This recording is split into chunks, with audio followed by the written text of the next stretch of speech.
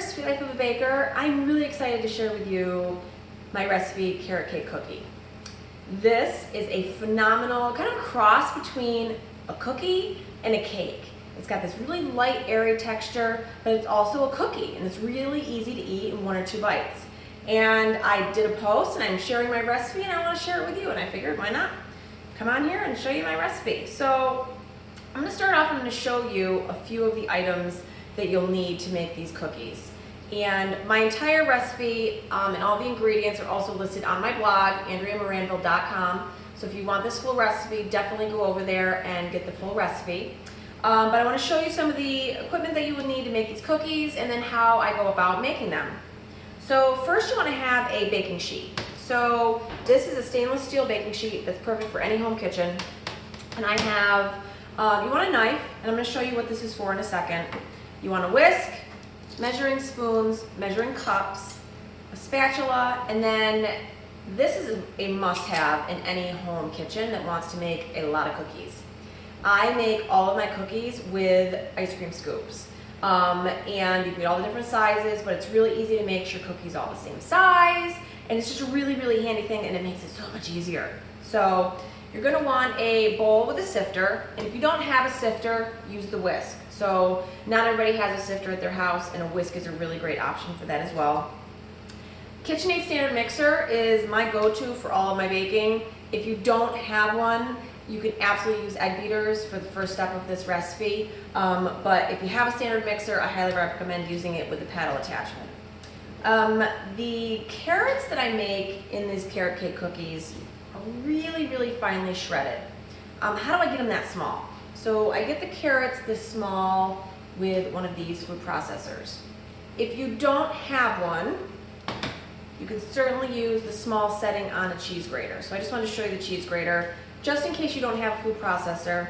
These are really something that any home kitchen can make, regardless of your equipment.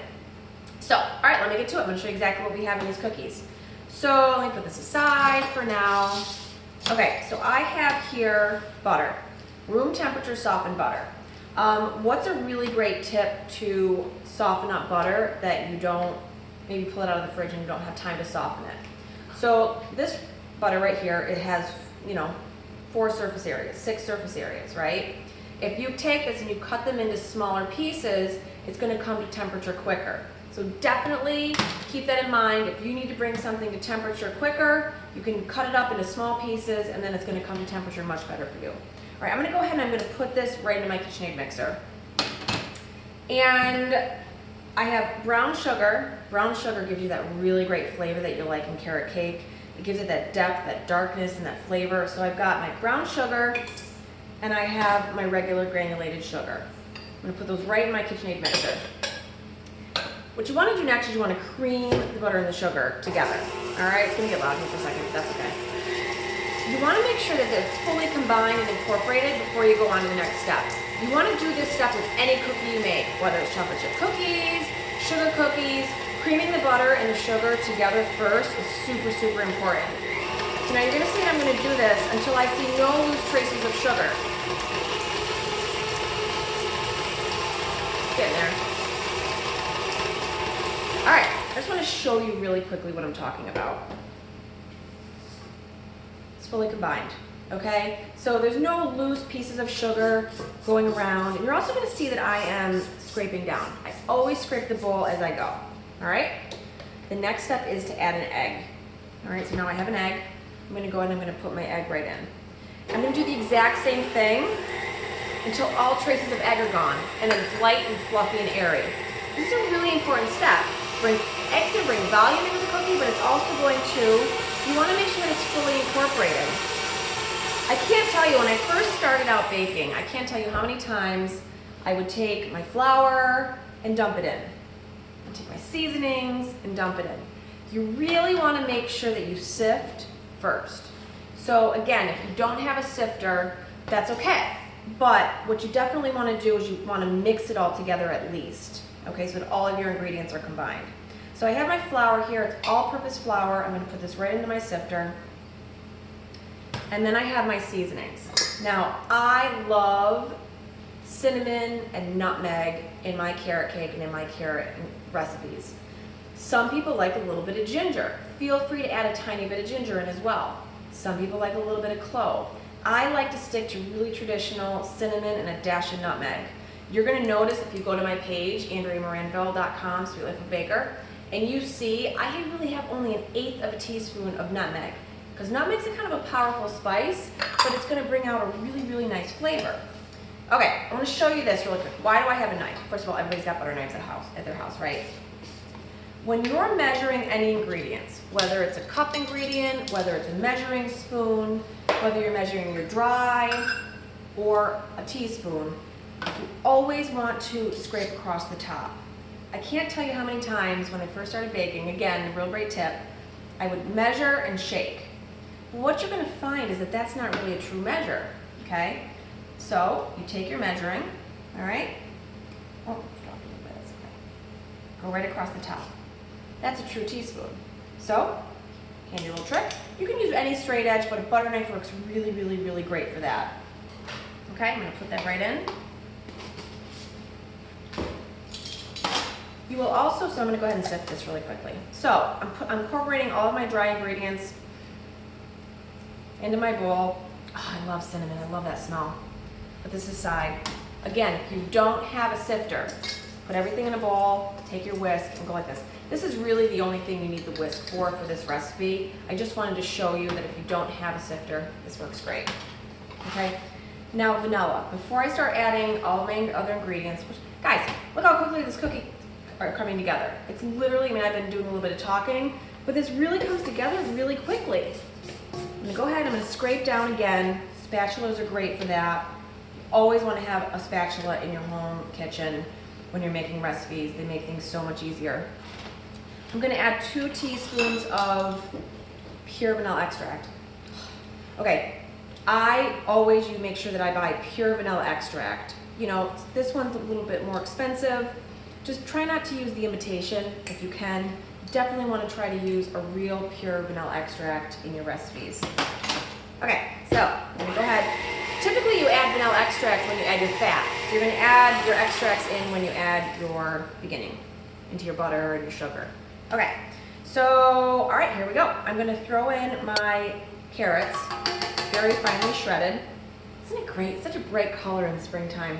I love making carrot cake all year long, but let me tell you something. Springtime is when I love making carrot cake, because it means that snow is going away and the flowers are coming out, and it's really a great time for me to make, anybody to make carrot cake. And when you think about Easter and springtime, carrot cake is on pretty much every menu that I've ever known. Okay, instead of dumping all of my flour in and then my milk, I'm gonna dump in half of my flour, then my milk, and then the flour. Why am I doing that? Because I don't want this to be tough. The more you work flour in a recipe, the more you're gonna build that gluten, because once the liquid, little science here, once the liquid hits the flour, the glutenide in the flour combines to create the glutens. The more you mix it, the tougher and tougher it gets. I didn't know that when I first started baking. I just learned that over the years, but it's about as sciencey as I can get on that. So I'm gonna go ahead and I'm gonna throw in half of the flour. Get a little bit on my table, that's how I roll. All right, I'm gonna go ahead and mix it as I'm adding in my milk. Again, this entire recipe is on my page, AndreaMoranville.com. It's a really great recipe. It comes together super quick. I just happen to be talking a little bit. Oh, it smells so good. You guys are gonna really love this one. This is a good one. This has a permanent spot in my Baker's Bible, that is for sure. All right, so it took me 3 tries to get this recipe down. The first one was good, but it was just too flat. This one's gonna puff up really nice, very similar to cake. It's gonna be nice and tender, a nice light crumb, not super dense. That's it. I'm stopping because the more I mix, the more it's gonna be tough. We don't want it to be tough. It's gonna be nice and light and airy. All right, so you can see this batter.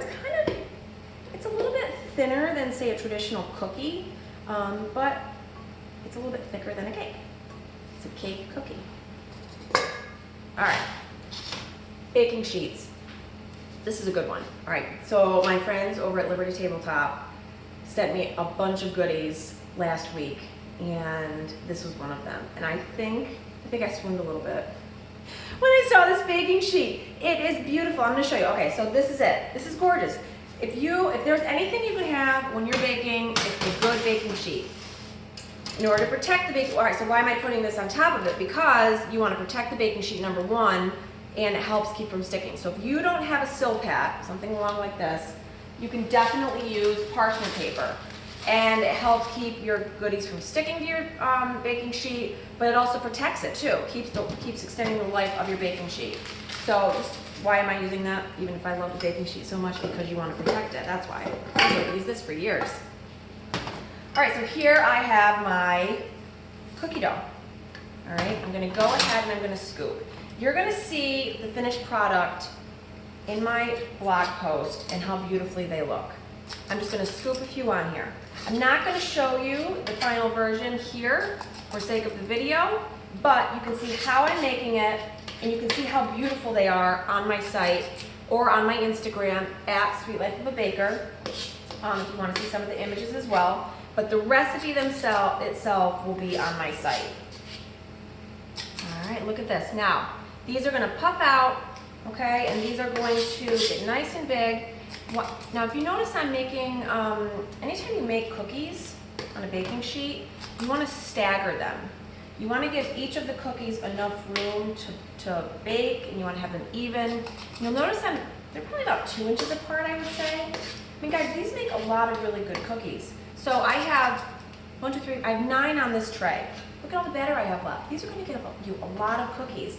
And the best part about these cookies is that you can eat them on their own, just like this, as a cookie, which I had a few when I was testing them last week. You can sandwich them together, almost like a whoopie pie, or you can swirl frosting on top. You can add some walnut crumbs on top. There's so much you could add walnuts into your batter.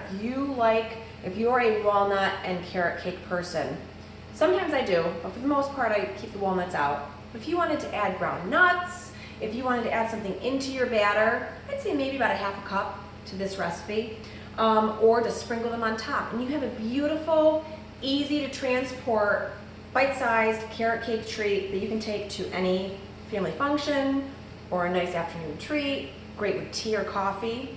I have to tell you, when I finished this recipe, I ate an entire one in 3 bites. They were that good. And I had to stop from eating a second one. Anyway, I'm Andrea Moranville, Sweet Life of a Baker. I hope you've enjoyed this video. Make sure you go to AndreaMoranville.com, Sweet Life of a Baker blog, to get the full recipe. And I hope you enjoy these and I hope you make them. I know your family will love them too.